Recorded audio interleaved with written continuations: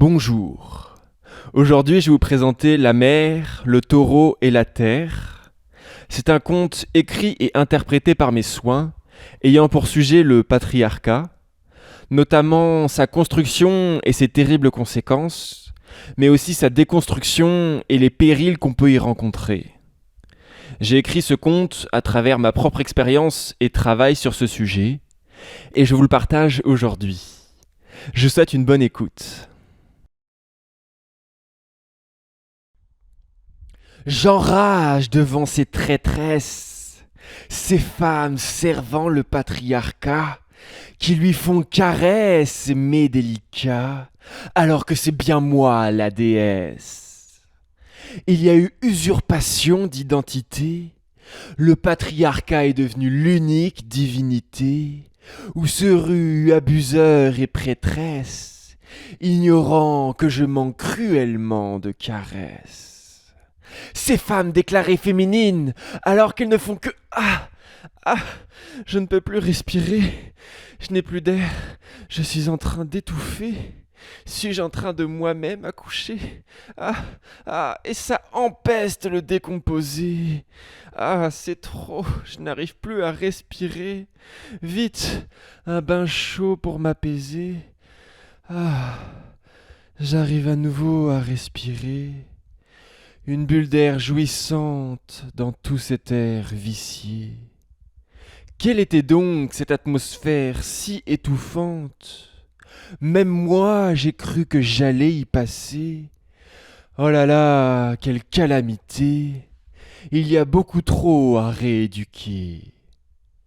Bon, la féminité, ce n'est pas ce que les hommes ont décrété. C'est pas parce que ça leur plaît que ça l'est. La féminité ne se définit pas en termes d'attractivité, elle ne peut être définie par des réactions extérieures, puisque c'est le principe même de naissance intérieure.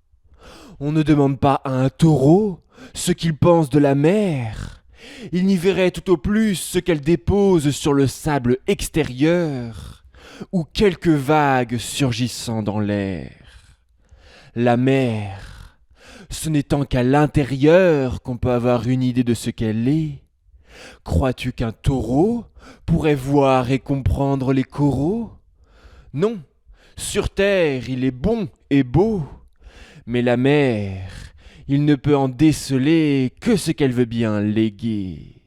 Bien qu'à la surface elle semble peu vivante, son intérieur regorge d'une faune abondante, de poissons et de merveilleuses plantes.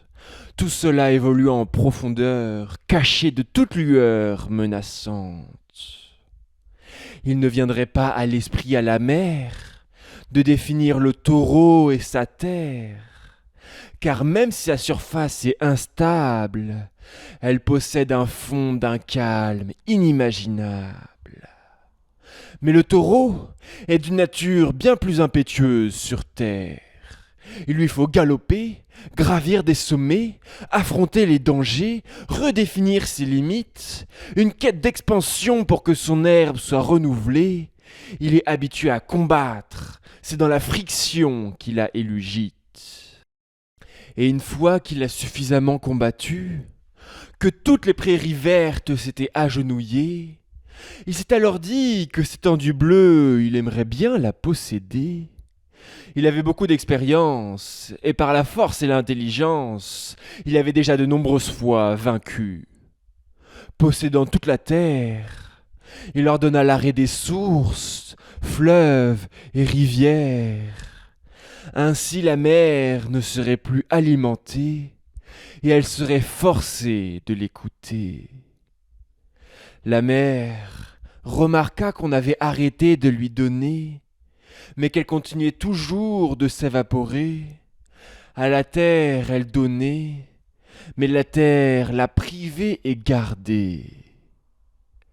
La mer était vaste, si vaste qu'elle n'était pas inquiétée. Le taureau n'avait pas l'air de savoir à qui il s'attaquait. Certes, quelques poissons étaient malades, mais elle avait encore de quoi résister avec bien des parades. Mais du côté de la terre, c'était bien plus dégradé. Les forêts étaient inondées, l'herbe était jaune et trempée. Mais le taureau était bien trop convaincu. Le territoire à gagner était bien trop grand pour s'annoncer vaincu. La mer commençait à être inquiétée. Cette vigueur de la terre, elle ne pourrait pas s'en priver pour l'éternité. Mais ce qu'elle venait le plus à redouter, c'est que la terre finisse par cesser d'exister. Et alors, après la terre, la mer finirait elle aussi par cesser d'exister. Elle alla donc au taureau parlementer. Celui-ci lui annonça que les combats cesseraient si elle affirmait être par lui possédée avec le devoir de l'écouter. Possédée ? La mer possédait les poissons, et les poissons possédaient la mer. Que le taureau la possède ne lui paraissait pas austère. Écoutez, la mer, écoutez le vent et ses courants afin de se déplacer. Écouter le taureau ne lui paraissait pas d'un grand danger. Et puis, il y avait surtout le risque que les deux soient annihilés. Par sa profondeur, beaucoup plus loin, elle voyait. Elle accepta alors les conditions du taureau pour sauver la terre qui se noyait et l'équilibre qui se perdait. Alors la terre se mit à nouveau à couler, la mer se remit à nouveau à recevoir et donner. Mais rapidement le taureau vint à la mer demander.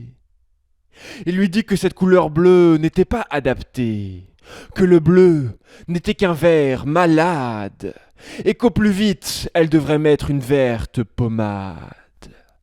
La mère n'était pas d'accord, ce n'était pas le sens qu'elle avait d'écouter, mais elle ne savait pas que le taureau et la mère ne comprenaient pas la même chose du vocabulaire employé. Pour le taureau, écouter s'employait quand l'herbe l'écoutait, quand il lui disait où elle devait désormais pousser. Écouter le vent ou les courants lui était complètement étranger. Et de même que posséder, le taureau possédait, mais l'herbe était possédée. Après tout, c'est le taureau qui marchait dessus toujours plus. C'est lui qui la broutait et lui disait où pousser. N'en ayant jamais manqué, il ne voyait pas que l'herbe lui donnait son naturel tonus. La mère finit donc par croire sa version d'écouter. Il était tellement convaincu de détenir la vérité, et les menaces de destruction pouvaient refaire surface. Elle se mit donc à produire des algues vertes à sa surface. Le taureau était très fier d'elle. Enfin, son nouveau territoire allait également être vert. Cet encouragement l'enchanta. Elle se dit que peut-être le vert pourrait lui aller, voir que c'était sûrement une part de sa nature qui n'avait pas encore été dévoilée. Elle se mit alors à produire de plus en plus d'algues. Le taureau était comblé. Il s'imaginait pouvoir tout brouter. Il en était encensé. La mère était plutôt satisfaite de ce changement en ne faisant pas trop de vagues. Des vagues. Il y en avait en effet de moins en moins. Sa surface était d'une lourdeur inhabituelle, clouant alors au sol ses belles ailes. Son écume bleue et blanche ne volait plus. L'air ne la prenait plus dans ses mains. C'était certes pour elle un plaisir en moins, mais elle avait gagné celui du taureau qui la félicitait. Elle se disait que l'équilibre devait d'une certaine manière être respecté, comme un poisson laissant sa place pour nourrir un marsouin. Puis ce sont les poissons qui se sont manifestés. Les algues les privaient de beaucoup trop d'oxygène et de lumière. Ils n'arrivaient plus à respirer et se repérer. Ils ne voulaient pas que naisse au-dessus d'eux une terre. Mais toutes ces algues embrouillaient la mer. Elle n'arrivait plus à écouter ses profondeurs. La lumière n'y passait plus que quelques heures. Elle commençait à perdre tous ses repères.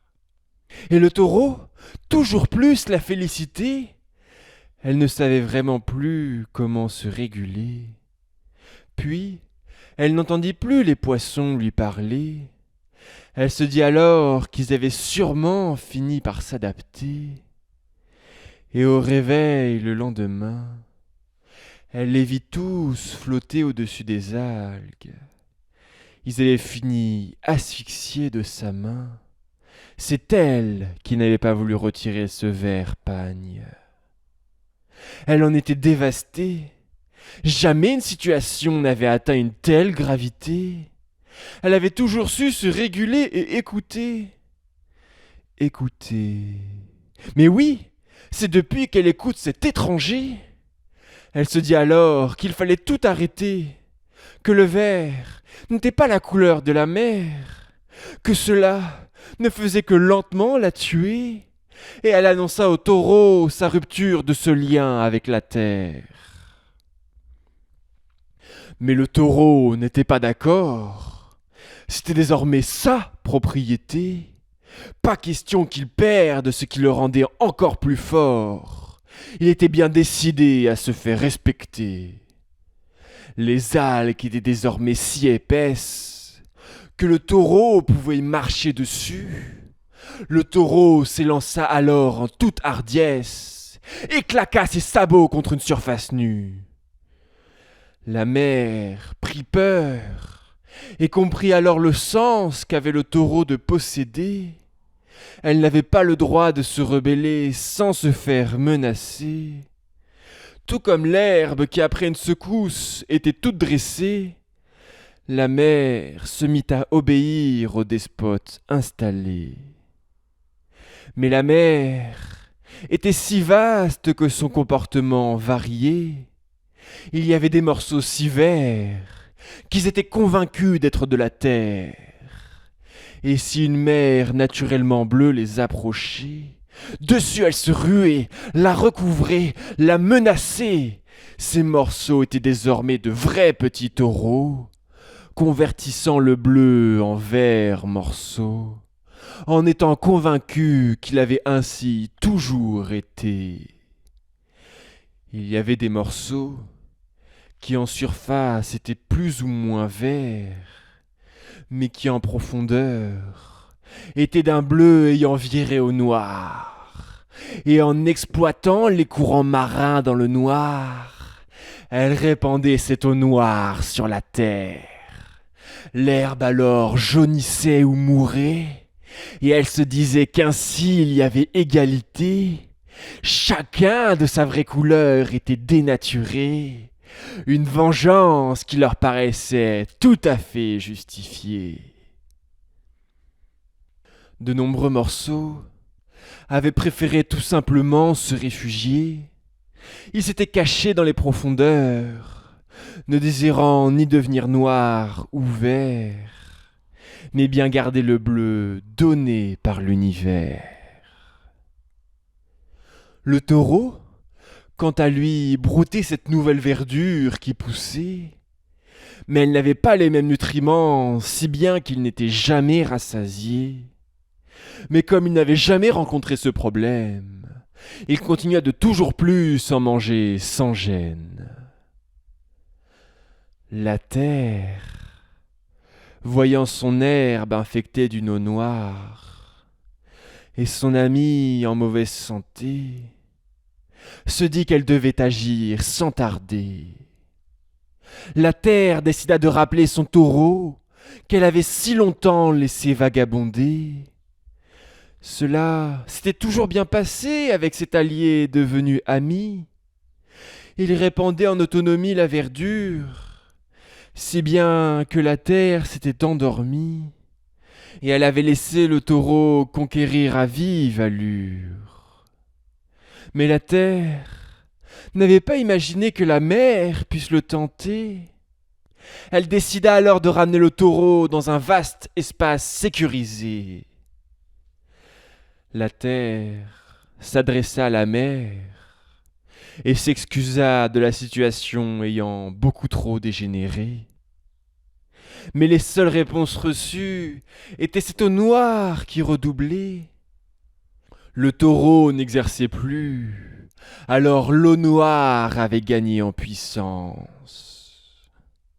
La terre ne comprenait pas cette violence. Après tout, le taureau s'était retiré. Pourquoi la mer ainsi continuait? Mais impossible de communiquer.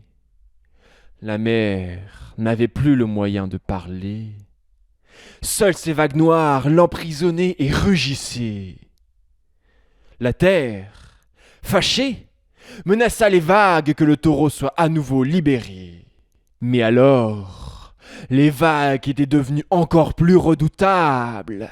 Des morceaux de terre s'effondraient et disparaissaient. La force de la terre était en comparaison bien minable.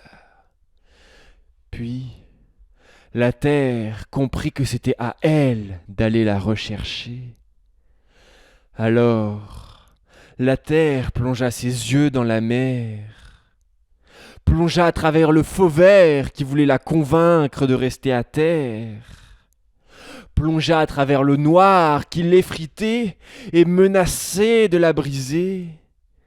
Mais la terre continua de plonger son regard. Elle le devait.